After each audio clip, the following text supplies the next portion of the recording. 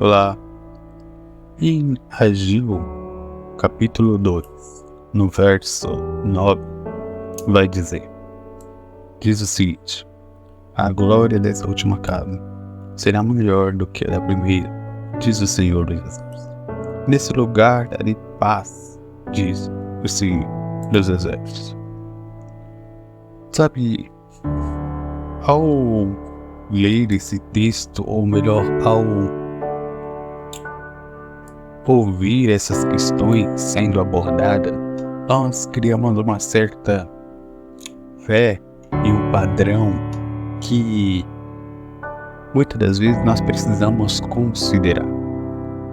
Esse texto está inserido em uma época muito específica do povo de Deus, em uma época muito específica do povo de Israel.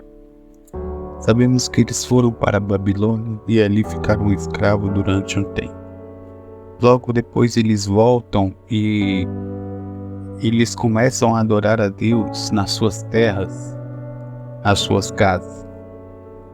E o Senhor fala com eles, exorta eles a construir um templo para Ele. O Senhor exorta aquele povo a edificar um templo. No capítulo 1, no verso 4, vai dizer: porventura é para vós tempo que habitardes em vossa casa forradas, enquanto esta casa fica deserta? Ora, pois assim diz o Senhor dos Exércitos: considerai os vossos caminhos, semeais e recolheis pouco, comeis, porém não vos fartais, bebeis, porém não vos saciais, vestir-vos, porém ninguém se aquece. O que recebe o salário, recebe num saco furado. Verso 7.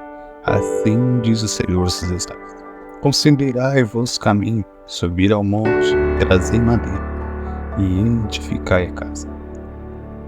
E dela me agradarei e serei glorificado. Vejam, esse aqui é um breve texto onde traz o entendimento do que o Senhor estava falando para eles no primeiro capítulo, antes de falar acerca da glória. O Senhor diz para eles considerar os vossos caminhos e diz para ele o outro caminho: construir a casa. Sobe no monte, traz madeira e edifica a casa, que ali ele vai se aplicar dela e ele vai ser glorificado. Então veja, quando o Senhor direciona aqueles homens, Deus passa um propósito. Propósito: glorificar o Senhor, agradar ao Senhor. Quando o Senhor está direcionando aqueles homens a construir uma casa, Ele está direcionando aqueles homens a trabalhar para o propósito, a trabalhar não apenas pelo retorno, até porque eles tinham comida, porém não se fartam. Eles tinham roupas, mas não se aqueciam. Tinham bebidas, porém não se saciavam. Sabe, o Senhor coloca um propósito e diz para eles: edificam uma casa, porque ali serei glorificado. No capítulo 2, nós compreendemos acerca do versículo 9, e que Deus diz: a glória dessa última casa será maior do que a da primeira. Algo que é muito interessante, porque no primeiro capítulo Deus falou acerca de propósito. Só que agora o Senhor está falando acerca de retorno. O Senhor está dizendo: olha, aqui nesse lugar eu serei glorificado. Se lermos o primeiro capítulo, ou melhor, se lermos o segundo capítulo, vamos compreender que existe uma diferença aí de meses. No primeiro capítulo, Deus falou com eles. Depois de alguns meses, 3, 4 meses, eles tiveram outra mensagem do Senhor. Ou seja, quando eles estavam trabalhando, quando eles estavam edificando a casa, eles recebem a mensagem do Senhor a respeito do retorno. Eles recebem a mensagem do Senhor a respeito de algo que vai trazer um certo retorno. E o retorno vai ser maior do que a da primeira.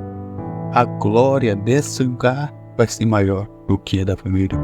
O problema é que a gente às vezes quer ouvir de retorno, mas não começamos a trabalhar, não começamos a edificar as coisas que o Senhor nos direcionou. Algo interessante também é que Ele desperta o povo por meio de um propósito. E enquanto eles estavam trabalhando, Deus falava de retorno. Deus não tem problema em falar de retorno com a gente.